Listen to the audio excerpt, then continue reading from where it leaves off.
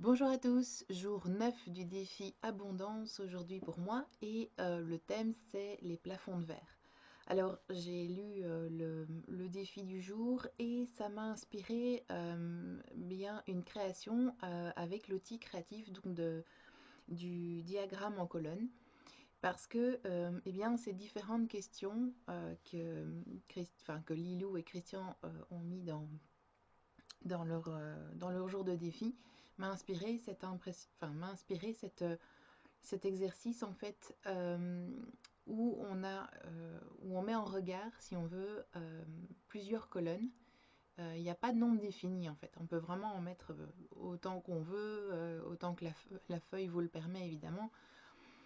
Et, euh, et permet de traiter un choix ou un projet ou comme je l'avais fait dans le cadre du défi mission de vie, permettait en fait de mettre en relief les échecs, donc à savoir quand on a un échec, de se rendre compte qu'est-ce qu'on a perdu, parce que c'est ce qu'on ressent souvent quand on connaît un échec, on ressent de la perte, du mal-être, et donc il y avait une colonne qu'est-ce que j'ai perdu, qu'est-ce que je gagne à avoir justement vécu cet échec et vers où je vais maintenant. Donc c'était 3 colonnes. N'hésitez pas à éventuellement vous en inspirer si vous voulez pour d'autres cas de figure dans votre vie. Notamment, mais néanmoins aujourd'hui j'ai eu envie de réutiliser cet outil-là puisque les questions qui étaient dans le défi m'inspiraient vraiment cet agencement de colonnes et je vais vous montrer comment je l'ai mis en œuvre dans mon journal. Alors vous voyez ici la feuille sur laquelle j'ai écrit mes différentes colonnes. Alors, ici j'ai voulu faire 4 colonnes parce que 4 colonnes en tout cas me semblaient intéressantes pour le défi. Maintenant, si vous êtes inspiré par 5 colonnes ou par 3 colonnes ou simplement 2 colonnes, c'est bon aussi. Voici donc les 4 colonnes qui me parlaient, c'est ce qui me limite en termes, enfin, on va dire plutôt ce qui me limite par rapport au fait de gagner de l'argent. Ensuite, ce que je perds à croire cela. Qui est-ce que je serais si je n'avais pas ces limites et quelles sont les actions à mettre en place. Et donc, vous voyez, enfin, je les ai camouflées ici parce que c'est vraiment très personnel et que voilà, ça c'est mon chemin de vie aujourd'hui, donc il y a des choses que j'ai pas forcément envie de partager. Mais tout ce que je peux vous dire, c'est que voilà, j'ai eu quelques points qui sont arrivés, des points qui étaient pour moi très forts de sens et très forts d'émotion. Et à chaque fois, par exemple, le premier point inspirait, voilà, qu'est-ce que je perds à croire justement cette chose-là. Ensuite, qui je serais sans ce que je pense ou ce qui me limite, sans cette limite simplement. Et quelles sont les actions à mettre en place? Eh bien, vous voyez qu'ici, j'essaie de partir sur, on va dire, vous voyez, le processus, c'est je pars sur une limite, quelque part, je ressens en moi comme une sorte de perte ou de mal-être parce que je perds quelque chose à justement garder cette limite-là en moi.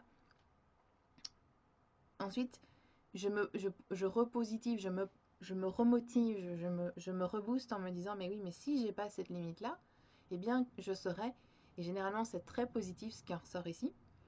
Et donc forcément, comme vous êtes dans un état remotivé, vous avez justement normalement quelques actions qui tombent sous le sens, donc vraiment quelque chose qui permet de faire, bah oui, bah finalement, pour arrêter cette limite, enfin, pour enlever cette limite ici, j'ai ça à faire. Et donc, voilà, moi j'avais envie de voilà, vous partager quand même en fait les actions que j'ai mis en place. C'est pour vraiment vous montrer le processus qui est part d'un sentiment peut-être difficile. Et ensuite, on arrive vraiment à se dire, ben voilà, mais je mets des pas en place, je mets des actions en place.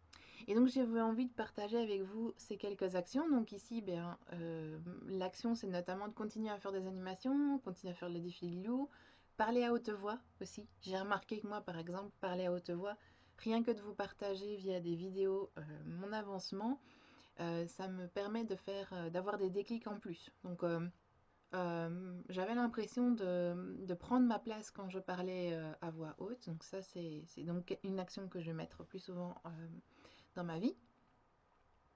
Ensuite, oui, je cours assez encore avec le temps. Enfin, en tout cas, j'ai une mauvaise idée du temps. Et donc, souvent, ben, je n'avance pas sur mes projets parce que ben, dans 15 minutes, je dois commencer à faire à manger ou je dois passer un coup de téléphone.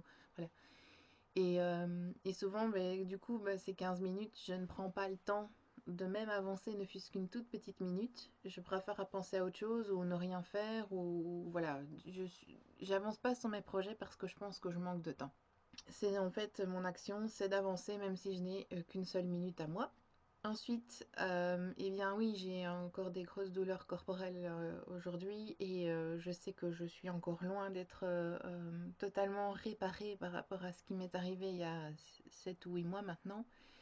Et du coup, eh bien oui, il y a des choses que je vais devoir mettre en place. Se m'étirer plus souvent, c'est boire beaucoup plus d'eau, manger léger, plein de bonnes, je pense, de bonnes résolutions que, en tout cas, j'ai envie de mettre en place. Alors j'ai une grosse peur et ça voilà c'est quelque chose que je dois travailler. Mais ça voilà c'est quelque chose que je reconnais et je sais que je dois y travailler donc ça se mettra en place quand ça devra se mettre en place. Et ensuite il y a quelque chose qui m'a fait rire euh, par rapport au fait que ben, j'avais une croyance limitante. Je l'ai travaillé et je me rends compte qu'effectivement les actions qui me permettraient d'éviter cette limite, d'éviter cette croyance-là, euh, eh bien, c'est de méditer pour vraiment faire le vide. C'est, je me suis rendu compte qu'en méditant de plus en plus, m'apportait vraiment on va dire, un grand vide, mais on va dire un grand vide, mais qui fait du bien. Où je me retrouve vraiment, où je sais clarifier mes idées, où je fais des petits pas, mais je fais des pas, voilà. Et donc, en fait, je me suis rendu compte que bah, de ma croyance limitante ici, j'en suis arrivée au fait que bah, chaque jour, continuer à méditer, ça me fait du bien. Et ça va probablement aider à ce que cette croyance s'en aille, ou cette limite s'en aille. Et alors la deuxième phrase est sortie toute seule de mon bic, c'est dès que l'envie de parler me vient, me demander si cela est juste pour l'autre ou juste pour moi. Et ce que j'aime beaucoup dans cette phrase-là, c'est qu'en fait on peut la tourner dans le sens où dès que j'ai l'envie de parler ou de juger, que ça soit quelqu'un d'autre ou moi-même, euh, je dois me demander si cela est juste pour l'autre. Donc est-ce que ça veut juste, est-ce que je tiens juste à informer l'autre ou est-ce que c'est juste pour moi? Parce que parfois quand on dit les choses, c'est parce que on tient tellement à quelque chose qui est ancré en nous qu'on est capable d'aller juger l'autre ou parler de quelque chose qui ne nous concerne pas ou qu'on ne maîtrise pas, mais parce que pour nous ça fait sens et qu'on a envie de continuer à croire à ce sens-là. Et donc l'idée, est-ce que c'est juste pour moi? Est-ce que c'est quelque chose que j'aurais pu garder pour moi, mais pour juste moi, parce que ça rentre dans mon rôle, dans mon système de croyance? Ça, c'est une première question à se poser. Et alors, ce que j'ai bien aimé quand je l'ai relu cette question-là, c'est de me dire, est-ce que c'est juste pour moi? Mais juste dans le sens, est-ce qu'il y a une justesse? Est-ce que c'est juste de venir me dire ça? Est-ce que c'est juste de juger l'autre ou de me juger? Est-ce que c'est juste pour moi? Est-ce que c'est acceptable? Est-ce que c'est juste pour moi d'accueillir un tel jugement? Et cette phrase-là, moi j'adore.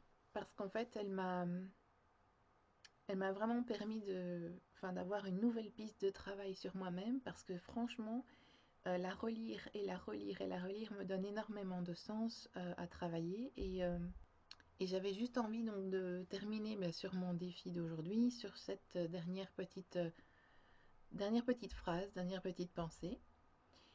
Voilà, j'espère que l'outil du diagramme en colonne vous a plu, vous a donné, enfin, vous a plu, vous a inspiré, vous a peut-être donné envie d'aller plus loin avec. N'hésitez pas, c'est vraiment un outil très chouette. Vous voyez, il y a des trucs qui ressortent comme ça alors on parlait de limitation, de plafond de verre, etc. Et puis finalement, il y a plein d'autres choses et on se rend compte que finalement, nos plafonds de verre, ce qui peut être finalement lié à l'argent, est lié à plein d'autres croyances, plein d'autres choses qui sont liées à d'autres domaines que l'argent. Et, euh, et ça, c'est, enfin, je trouve une très belle conclusion et une très belle prise de conscience. Donc ça veut dire qu'en gros, l'argent n'est pas en soi le problème, le problème est ailleurs, ou les problèmes sont ailleurs. Et c'est ça l'intérêt d'aller travailler ça en faisant, par exemple, ce type d'exercice-là, ou d'autres types d'exercices créatifs notamment, parce que c'est vraiment, ça va aller attaquer, on va dire, le ou les problèmes de différents points de vue, dans différents cas de figure. Et c'est riche de sens et riche de conclusions par la suite. Et donc, je vous le conseille vraiment, quoi. Voilà, ben, je vous laisse avec ça. Je vous souhaite une excellente journée. On se retrouve demain pour un autre défi. Au revoir.